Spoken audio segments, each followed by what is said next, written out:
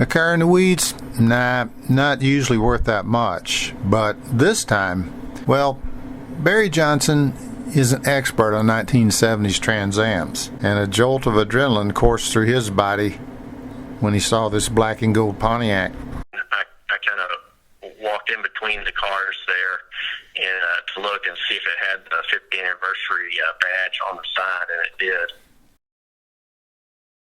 Yeah, one of these babies really rocked the Trans Am world in January of 2019 at the Mecum auction in Kissimmee, Florida. Yeah, $110,000. A 76 model? That's right. But it wasn't just because the car was one of the limited edition models. They made 2,400 of those. The big deal is this is one of the 319 built with the 455 HO and 4-speed. So the car in the weeds, just like this car you're seeing here.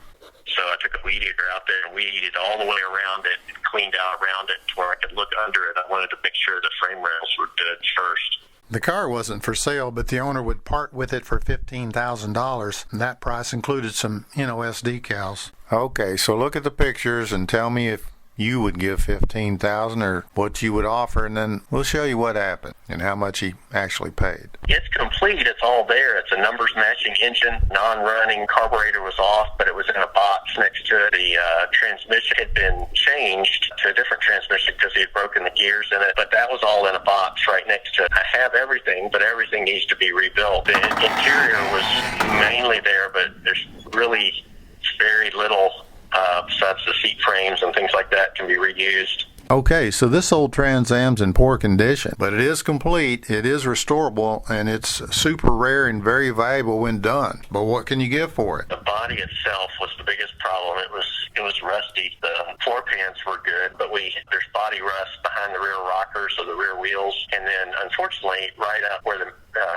windshield stops and the T-top start, there's a little row of rust through right there. The owner knew what he had, he knew how rare it was and how valuable it could be restored. So what usually happens is these cars just sit and continue to deteriorate. But this time, something special happened. Because every time I buy a rusty car, that's the very last one I'm going to buy. I was just going to buy low-mile originals, but I just hated to see this thing out in the field, knowing how rare it was and how many people would love to have that car.